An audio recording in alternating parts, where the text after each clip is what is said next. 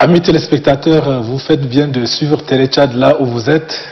Bienvenue donc dans Les Belles Lettres, votre émission de tous les temps qui vous amène chaque fois à la découverte des écrivains tchadiens et de leurs œuvres. Mais dans ce numéro d'aujourd'hui, nous faisons exception. Nous recevons Abakar Diofoun Mahamat. Bonjour messieurs. Bonjour. Voilà.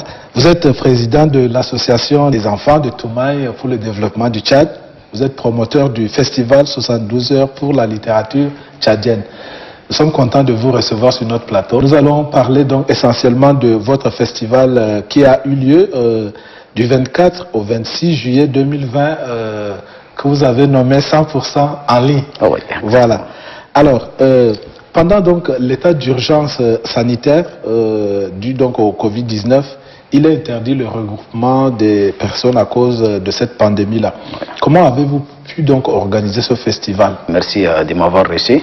Une fois de plus, comme moi j'ai passé ici plusieurs fois pour parler du festival ou bien de mes ouvrages. Et je vous suis vraiment reconnaissant. Et par rapport à la 4e édition du festival littéraire 72 heures pour la littérature qui s'est déroulée du 24 au 26. Donc au début, on avait pensé organiser un festival d'une manière physique, mais après l'interdiction des regroupements et aussi pour lutter contre la propagation du virus, coronavirus, nous avons réfléchi, mais comme chacun il y a toujours des difficultés, il y a des opportunités. Donc nous avons remarqué que les réseaux sociaux sont là, l'internet est là, donc nous avons dit pour ne pas rater cette édition-là, et on a décidé d'organiser 100% en ligne, c'est-à-dire via les réseaux sociaux, et Zoom, Facebook, etc. Et donc je suis vraiment très très satisfait du résultat. Quelle a été la particularité donc de la 4e édition? La première particularité, c'est d'avoir tenté.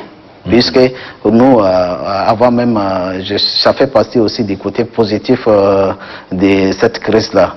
Puisque on savait que c'est interdit. Et pour tout le monde, c'est peut-être même impossible d'organiser un festival. Donc, avec le regroupement des gens, et on a tenté ça en ligne, et ça a réussi. Ça, c'est la première particularité, c'est d'avoir réussi, d'avoir osé même.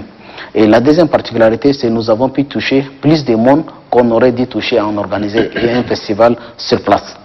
Donc, vous allez remarquer pour certaines interventions, c'est vérifiable ce que je dis, vous allez directement sur la page Facebook de l'association, vous allez voir plus de 4000 vues. Donc, c'est-à-dire, si c'était un événement organisé sur place ici, toutes les 3 éditions ont été organisées sur place ici, mais nous n'avons jamais eu une salle de plus de 200 personnes. Donc maintenant, on a pu toucher plus de 4000 personnes pour une seule intervention. Pour certaines interventions, c'est vrai. Donc c'est vraiment pour ce qui est de la particularité, c'est les résultats que nous avons pu enregistrer. Alors, on imagine que ce qui se fait en ligne n'est pas comme ce qui se fait physiquement. Quel type d'activité avez-vous donc organisé? Nous avons organisé les mêmes activités qu'on organisait avant, qu'on organisait sur place.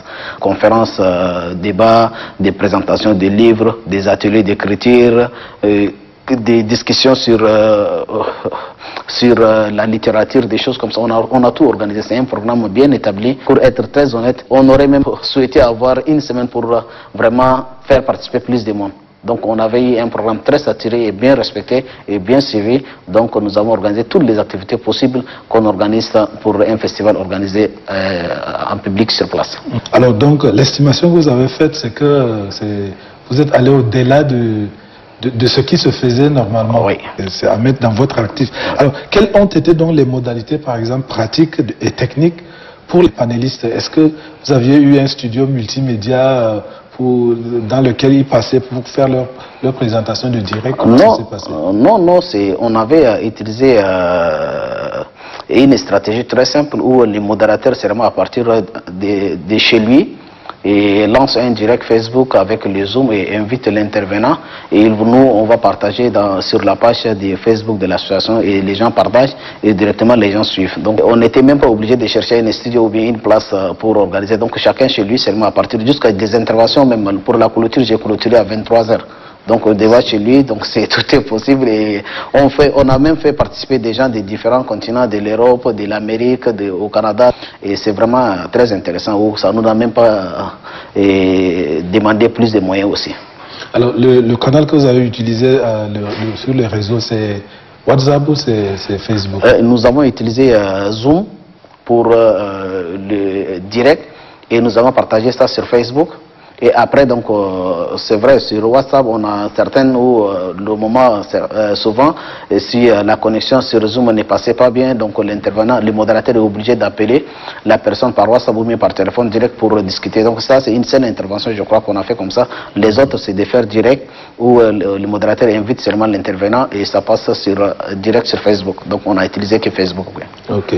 Alors, l'un des thèmes abordés lors de ce festival était donc apport de la littérature pendant le confinement.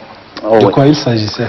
C'est un peu même les témoignages des gens qui ont vécu le confinement avec la littérature et ce que la littérature a pu apporter pendant ce confinement-là. Par exemple, quand vous êtes seul à la maison, vous pouvez faire quoi? Vous pouvez lire, vous pouvez faire le résumé, vous pouvez discuter du livre en groupe, en famille. Donc c'est l'apport de la littérature dans le conflit. C'est très intéressant puisque moi personnellement j'ai essayé et je sais que vraiment ça a vraiment marché.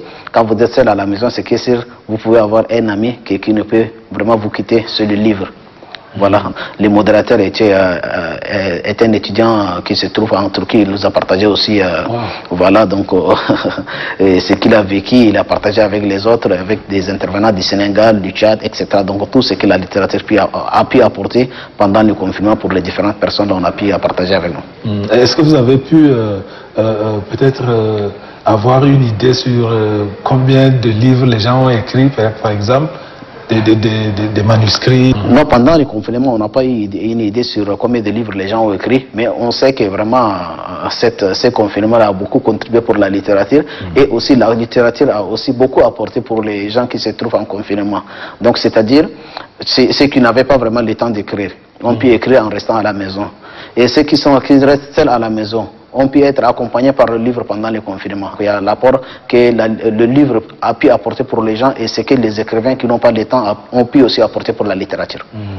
Alors la problématique des TIC, la technologie de l'information et de la communication n'a pas été perdue de vue pendant ce festival de la 4e édition. Donc, quel est l'apport, quel est le rapport, si vous voulez, entre la littérature et les technologies de l'information et de la communication? Le thème a été abordé par Adam Ismail, qui a vraiment bien traité. Je suis vu et j'ai appris beaucoup de choses aussi pour ce qui est l'INTIC a pu apporter pour la littérature, mais c'est que aussi le festival 100% en ligne aussi fait partie vraiment de ces apports-là, des INTIC dans le développement de la littérature, qui est encore en plus de ça des livres électroniques, mais l'INTIC peut apporter beaucoup pour la littérature, surtout pour la promotion des œuvres. Ok.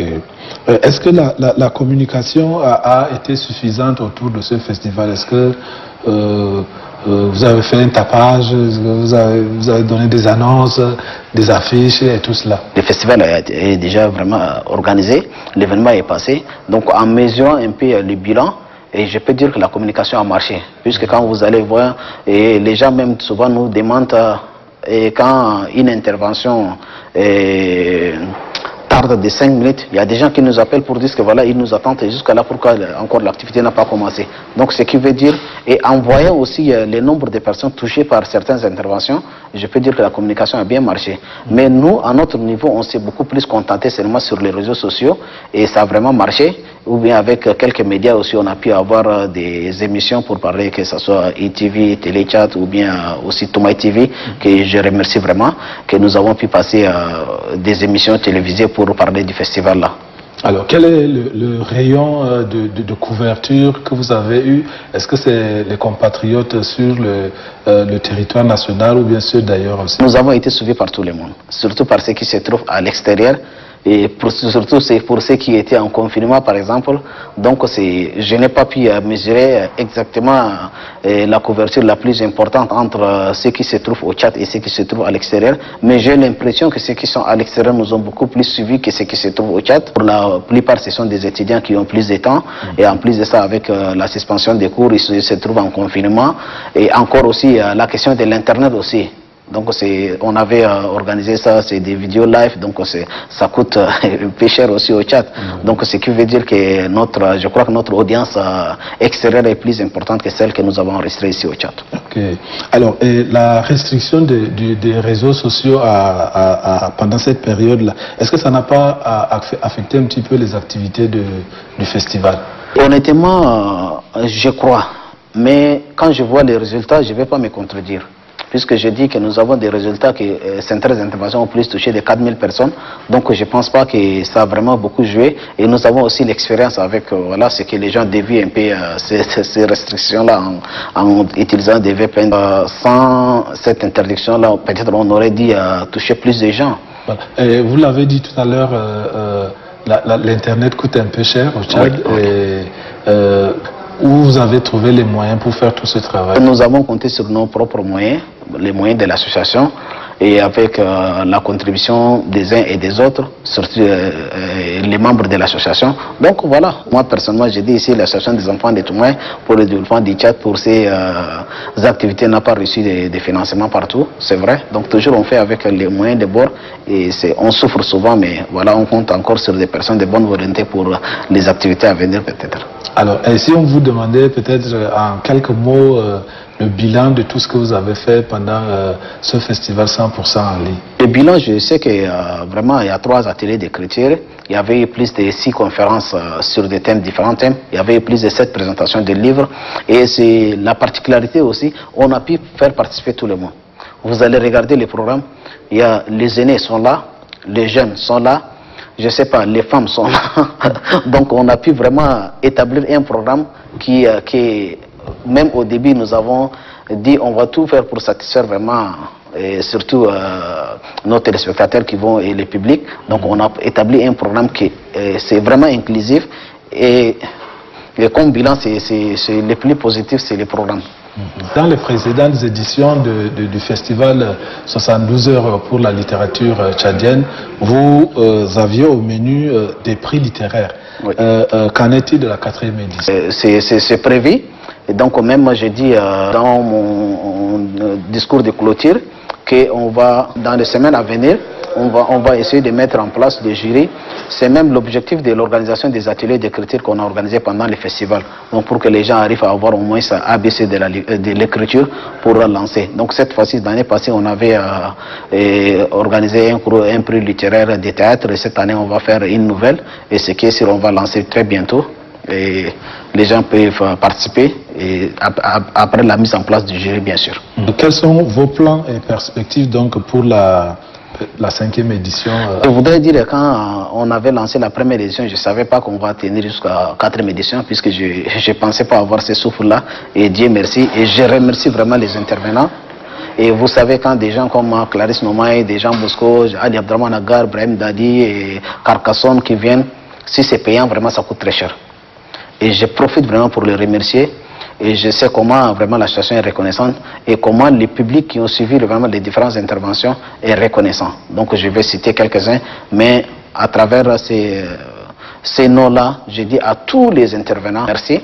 Et pour les années à venir, on avait un objectif que je profite vraiment de ces micros-là pour lancer, de transformer ces salons-là, de ces festivals-là en salon international du livre de N'Djamena. Je dis toujours que N'Djamena n'a pas encore un salon et c'est pas bien.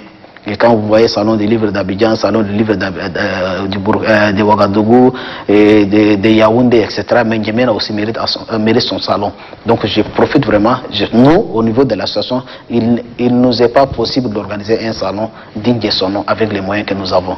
Donc je lance un appel, que ce soit au gouvernement, que ce soit aux personnes de bonne volonté, de nous appuyer en transformant ces festivals en un salon international de N'Djamena du livre, bien sûr, pour que les gens parlent au moins une fois du livre, que tous les Tchad parlent des livres. Donc moi, le rêve que j'ai de voir un peuple qui lit. J'ai dit que nous lisons dans les bus, je ne sais pas, même dans les toilettes, peut-être dans les bureaux, etc.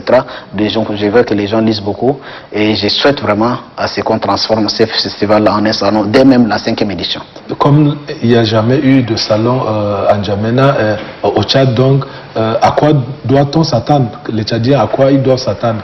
Dans un salon de livres, qu'est-ce qu'on fait là? Normalement, dans un salon de livres, on peut avoir tout ce qui est de la littérature, tout ce qui est pas seulement du livre, mais ça va être, je sais pas, une rencontre entre les hommes du livre, que ce soit des différents écrivains, j'ai dit international, bien sûr, on va même faire participer des gens de l'extérieur, que ce soit ailleurs, oui, de l'Europe, de l'Afrique, pour venir parler du livre, puisque nous, au Tchad, on parle de beaucoup de choses.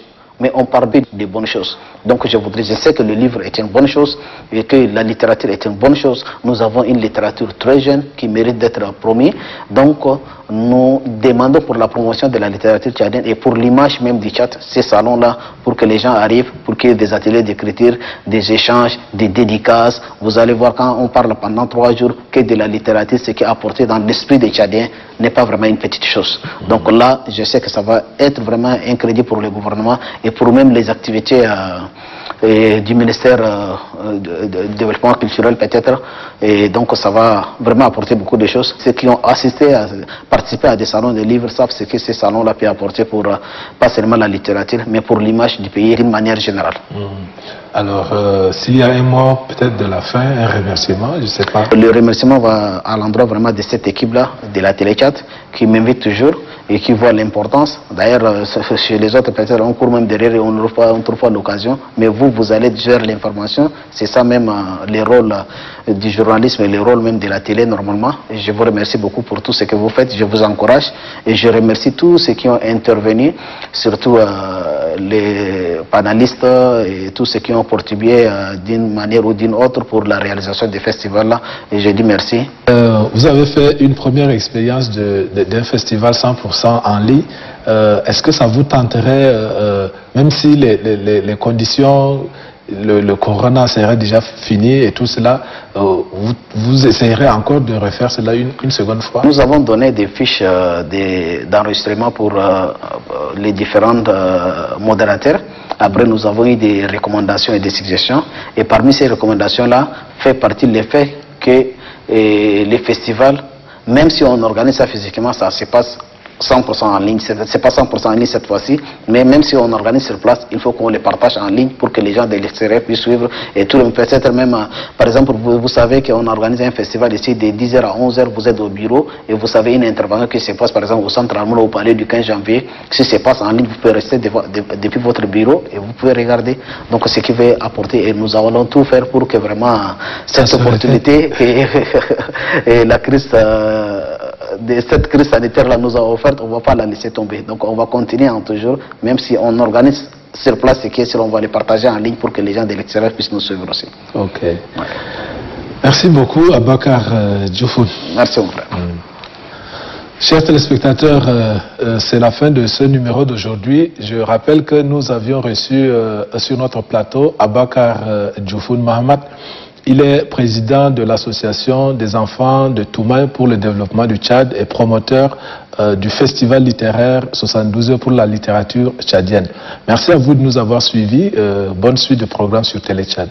Au revoir.